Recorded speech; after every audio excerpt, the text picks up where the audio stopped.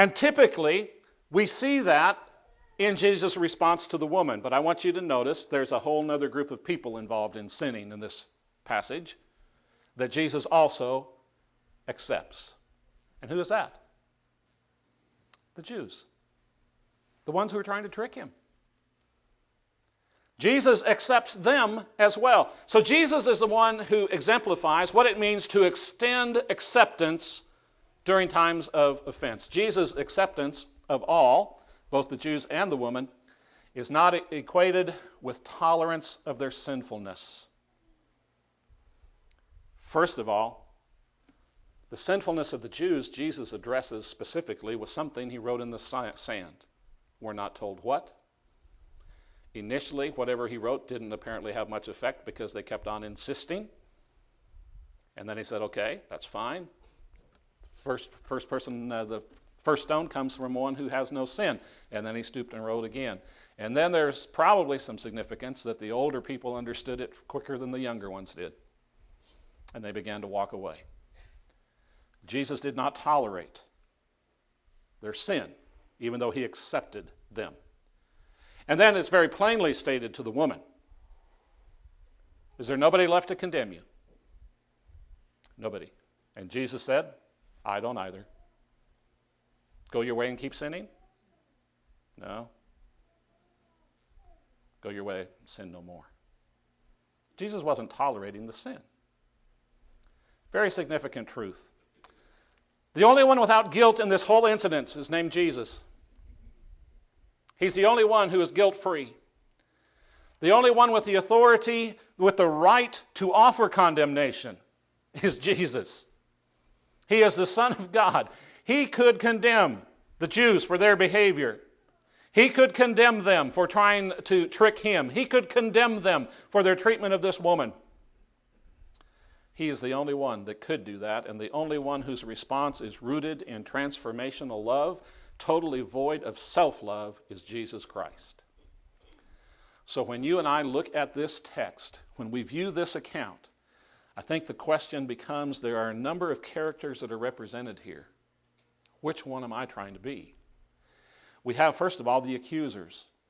The accusers, those who discovered and decided to describe and to display the guilt of other people. Then there also were the accused, those who were guilty, those who were suffering from the pronouncement of guilt that was being made against them. And then there is the acquitter, the Jesus who was willing to accept sinners, look beyond their sin, give them that sense of acceptance so that their life might be different. Again, what role in this narrative do you embody? The one who focuses on the failures of others and gets some self-loving satisfaction in throwing the guilty into the courtyard of public condemnation? What is there about this self-loving nature of ours that loves to see somebody else fall? Because it raises us, it makes us feel better. If someone else makes a mistake, if someone else sins, if someone else is tripped up, we become too often just like those Jewish people. We want to drag those people in front of everyone. We want to throw them out there and let the bus run over them. Are we represented by those people in this narrative? Then there's also the one who messed up. There's the one who's messed up, who's living with that humility of not doing what they knew they should have done, dealing with that guilt, suffering from that pain. Sometimes we can represent that person in this narrative, but I will tell you this, brothers and sisters, when you and I get to the point where we're going to imitate Jesus Christ in this narrative, we will come face to face with a walk of transformational love that will change our lives.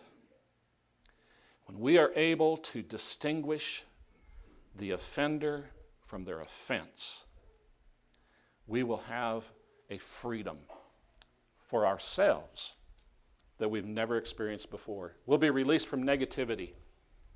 We'll find that our feelings of responsibility about offenders and their offenses will minimalize, and we will truly be transformed people. However, reaching the point of loving the sinner and hating the sin calls us to get beyond the default of our self-love. That's the only way we're going to get there. We can't love ourselves and serve ourselves and get to the point where we're able to look and accept those who are offensive and those who are guilty. We're not going to be able to separate a sinner from their sin until we get beyond our self-love. It is to love like Jesus. It is one of the actions which demonstrate obedience. It is one of the characteristics of the love of deity that we've been called to live with. No wonder Jesus issues this text, these words to his disciples. A new commandment I give you. Why is it new? I mean, the Old Testament had told them they should love. This one is new because the whole system is new now. The whole makeup is new. The blood that's going to bring about forgiveness, that's all new. And he says, I give you this new commandment that you love one another as I have loved you. And then he says, by this will all men know that you're my disciples, that you have love for one another. Jesus said, this is it. This is the distinguishing characteristic of people who are mine. They are walking in transformational love and practicing acceptance. It's the one characteristic Jesus said of his people. Jesus provides the teaching and the example of the accepting nature of transformational love, but there are a couple of others that I want to look at. And the first one is the Apostle Paul. Look at Romans chapter 12. Do all that you can to live in peace with everyone. Dear friends, never take revenge. Leave that to the righteous anger of God. For the scripture says, I will take revenge. I will pay them back, says the Lord. Instead, if your enemy is hungry, feed him. If he is thirsty, give him something to drink. In doing this, you will heap burning coals of shame on their heads. Don't let evil conquer you, but conquer evil by doing good. What does Paul have to say about practicing acceptance? First of all, he says, I want you to be at peace with all men as much as it depends upon you. The Greek word for peace is the word eirene. It means to be one, to be at peace, to be at quietness, to exemplify rest. What's really interesting, though, is that many scholars believe that this word has its root in the Greek word ero, which means to join. To join. Now, if we take that understanding into this text, Paul is saying, as much as it depends upon you, I want you to join together with people. I want you to live as jointed people, as much as it depends upon you. You know, really, this text is talking about the ability to accept others, to look beyond, to look over sinfulness and still be accepting. That's truly the nature of this very text. Well, Paul, how's that going to happen? What do I need to do to make that reality? Number one, never take out your own revenge. Never take out your own revenge. The Greek word here for revenge means your own vindication, your own retaliation, your own punishment. I think some translations use vengeance. It's from a root word, a compound, ek, meaning out or from, and dike, which means a principle or a decision. So what Paul says literally is revenge is the attitude of getting out my own decision. Allowing that which is from self-love to become that which I practice. That's what revenge is. And Paul says, never take that out if you want to be joined, if you want to practice peace with all men. Paul then also identifies that we need to leave room for the wrath of God. This is a fascinating principle to think about because literally the idea of leaving room means a spot without occupancy. And where is this spot without occupancy to be? I'm to leave room. There needs to be an empty spot inside of me for God to fill. I am not to take out my own desire, but I am to take that away so that there's an empty spot so that God can place righteous judgment inside of there. Paul also says of God, that God says, vengeance is mine. God's the only one who can join himself to offenders as a judge and do that in complete justice and accuracy. He talks about heaping burning coals by feeding and giving drink to those whom we would even call enemies, those who we are at odds with. Paul identifies that the way that one joins is to not be overcome with evil, You recognize Nikeo?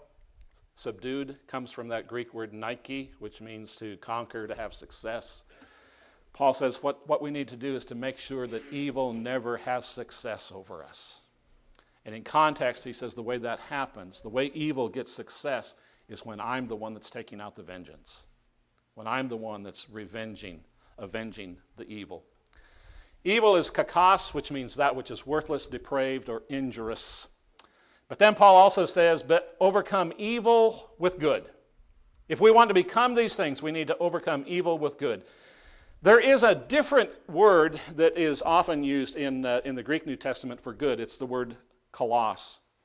And it just means good as a virtue, as a practice. In other words, it would be more of good things, good practices, good deeds. But the word that is used here is the word agathos, and it is good, but it is good by just its own entity. It is good in every sense, but it is intrinsically good. It's just good by itself. Now again, the goodness that he's talking about here is obviously not human in origin. This is the goodness of transformational love that God has shown us.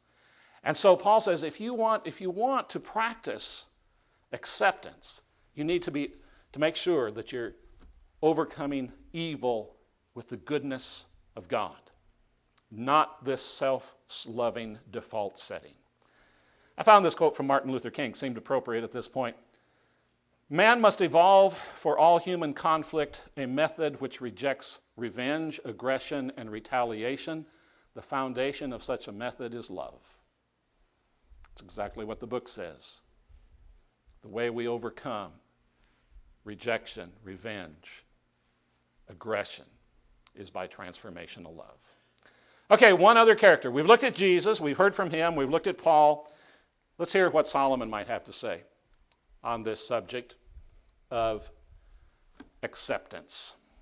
Proverbs 19, a man's discretion makes him slow to anger, and it is his glory to overlook a transgression.